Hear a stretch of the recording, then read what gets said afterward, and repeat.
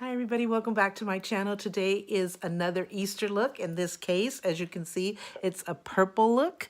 So I'm just trying different colors that I relate to Easter, which is usually neon, pastels, mediums, all those purples and greens and yellows and peachy oranges and pinks and stuff like that, things that I see and relate to Easter. So I'm just trying to give you some ideas to share with you. I'm not trying to teach you how to do a makeup look. I'm just trying to share a look that I created. And if you want to use one of those for Easter's, that would be great.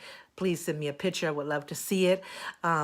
Today I'll be uploading two videos back to back. One will be my Easter peachy orangey look, and it will be this look as well. And I also did a pink one, so if you'd like to go back and check that out, that would be great. And I'm going to be doing two or to three more before Easter comes, that are, like I said, colors that I relate to Easter, so you can try different ones and then pick whatever one you like the best. That's what I'm doing for myself as well. I'm just trying all these different colors, different looks, so that I think I can look and think, okay, this is the one I like the best. This is the one I'm going to use for Easter. So we'll see which one I choose for Easter, and I'd like to know which one you chose.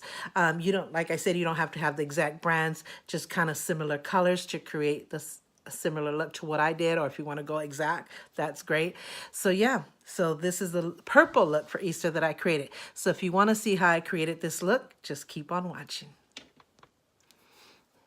Okay, here we are again. We're doing another Easter look. Today's Easter look is going to be revolved around purple and lavender. That's one of the colors that I relate to Easter. Of course, it's pastel colors, neon colors, so a range of those. And I have already prepped my face, so I've done my foundation, I've done my powder, I've done my concealer, and I've done my eyebrows. So all that's done because it's just the same basic way that I do it. So the important thing is the look of the eyeshadow. So today's palette, I'm going to be using the Foil Eyes 28 color palette. I have used it as a lot. As you can see, I've hit pan. I love this palette because it has a range of colors all the way from light colors between purples, blues, yellows, neutrals, and browns. So you could use it all year round, but it does have a lot of pastel colors that I can use for the springtime and Easter, which is coming up. So like I said, I've already prepped my face. So I'm going to start with the base. As you know, if you've been watching my videos, you know that I always use a base on my eyes. So for that base, I'm going to use this very light color here. These palettes don't have names, so you just kind of have to describe the color. So it's this one right here. It's a ivory creamy white color. So we're going to use that for the base. So I always start right under my eyebrow area.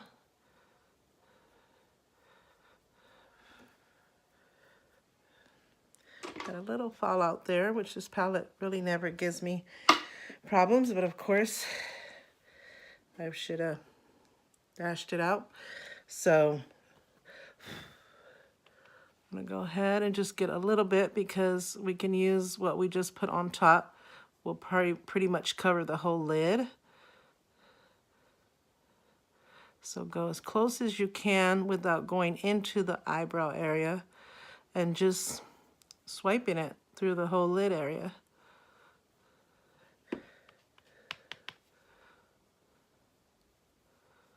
That's gonna be my base color right there. I don't know if this is too much lighting. It looks like a lot of lighting to me. I have an LED mirror with lights, and I have a clip-on LED light. So then I just take my finger and kind of just blend it in, so it's not too harsh, because it is a lighter color than normally. Like I like a beigey cream color, but this is a little bit lighter. So if you're going to be doing photos, this is not a color that I would recommend. I would definitely recommend to stay in the creamy off-white beigey colors, not too much shimmer and too much like throwing towards a white color, because it pops off in the photos that you take. So I'm going to do the other side. Again, going right underneath the eyebrow line, and then just working your way down. I tend to go towards the inner and then work my way all the way through the crease. You could do it if you know how to put on a base, or you like wearing a base like me. You are probably already know this step and what your liking is, so you could do what you like best. You don't exactly have to do this. This is just the way that I do mine. So, and at the end we just cover the lid and make sure that that end color of the, or end spot of the eyelid is covered. And again, I take my finger and I kind of just blend it.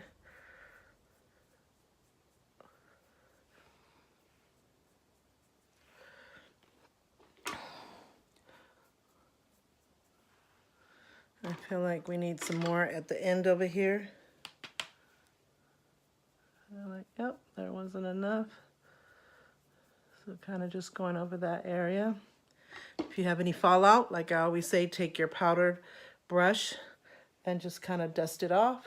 Don't rub it in too hard, but just kind of lightly dust it off. And then I'm going to go in with my finger and kind of blend it again. And then whatever you use for your foundation, I use this type of sponge. I kind of go over if it needs a little extra cleanup. Just kind of swipe underneath that whole area. Then we're going to go into the colors that we're going to use. So I'm going to be shifting. I don't even have purple on today. I'm so sorry. I actually have burgundy on. But both of my purple shirts are not clean. I got to do laundry. So I figure the important thing is I do the look, and then you can imagine yourselves whatever is in your wardrobe, whatever purple shirt or blouse would go with that. So I'm going to shift between probably these 4 colors here, and I'm going to start off with this color right here. I know that Easter is mostly pastels and neons, but we have to have, actually I'm going to do my transition shade first, which is going to be this one. Let's start off with that. But I want to have some dark color to join that family and give it some definition. So let's do the transitioning shade, which is a lavender, shimmer lavender color. And I always start off at the outer of the crease and then work my way towards the middle of the crease and just kind of swiping it back and forth. Use as much as you need. Then once the first time, as you saw, I started in the outer. When I do the second swipe, I'll start in the middle towards the inner of the crease and back all the way to the outer, so that every section gets equal coverage. So now I'm going to do the inner and go back and forth with that same lavender shimmer. I'm trying to look in both my phone and the mirror, so excuse me if I'm looking up. Then I'm going to do the other side as well. Start in the outer corner, working my way towards the inner, swiping back and forth. And remember, usually your transitional shade starts with a lighter color. So sometimes you have to work a little bit harder just to get the stability of the color in your crease or wherever you put your transitioning shade. Then back to that end, midway towards the inner and back towards the outside. Sorry. Then we'll do the inner like we just did on the other eye.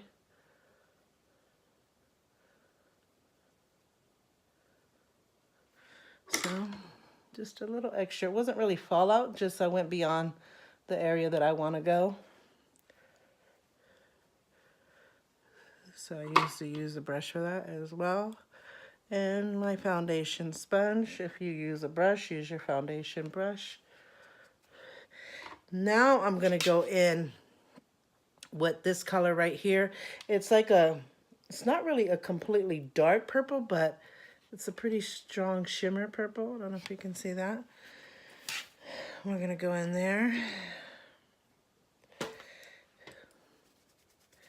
And we're going to start in the outside of the crease. And work our way just to the midway. So we'll start here and just work our way midway, not all the way to the inner area of the crease, just midway. so that that crease still keeps some of that transitioning, I can't speak today, shade, but yet has your more stronger color meeting up with it. So whenever I do this stronger shade, I kind of lean towards the outer corner of the lid and just work my way back up. So I go over it, trying to get a little bit closer to that midway, but coming back to the outer part. And then I do the same to the other side.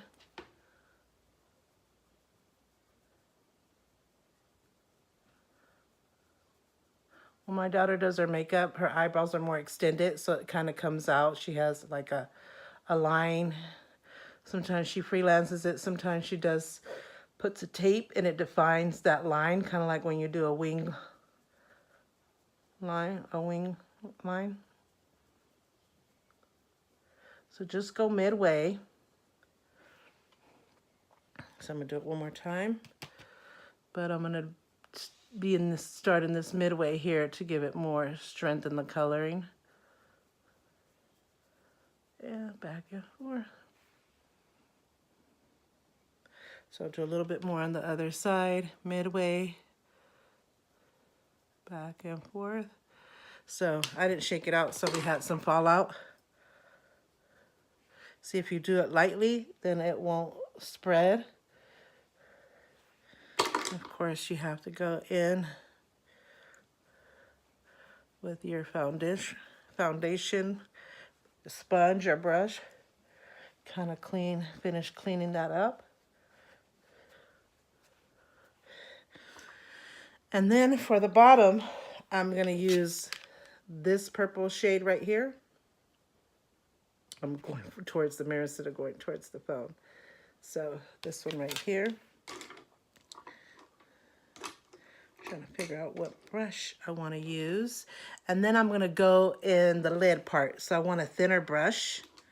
So let me see if I brought myself a thinner brush here.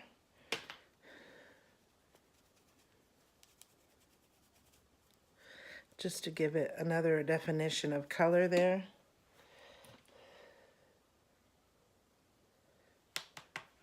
So I'm going to go all across the lid right there.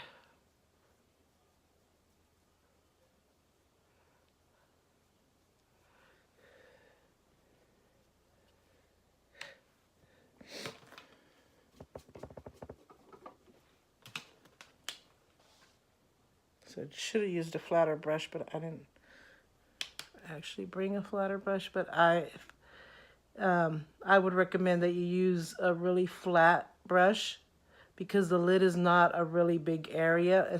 Well, the way I'm doing it, your whole lid is up to the crease. So this might work well if you're going up higher. But I'm just doing the very bottom of the lid. So I'm going to go in again.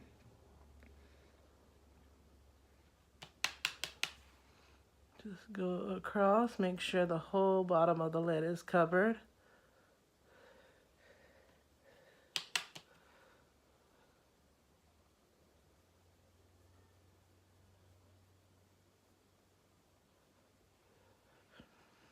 So there was some fallout again, and I am dusting it off. I think my brush, sorry, my powder brush has had enough. So I'm going to see if my foundation brush can clean up the rest, and it can.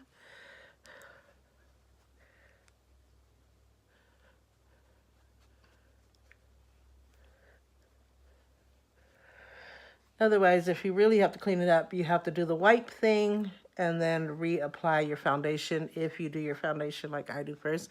I know a lot of people do their eyes first. I mean, if it works for you, great. And it tends to be probably the best idea for fallout so that you don't have to be cleaning up and redoing. You just kind of dust it off and then apply your foundation where you don't have to have your foundation applied, clean up and reapply it. So that might be a great idea if you have a palette with fallout.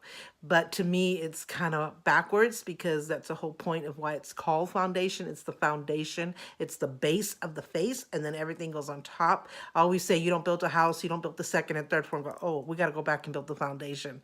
So that's my philosophy on it. But hey, whatever trick you have to do to make your look work, you do you, go for it.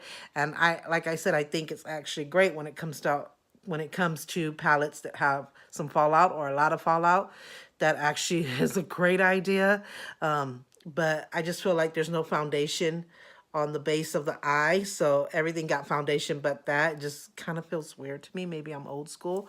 So I'm gonna go in this area here and just blend it a little bit. Trying to figure out.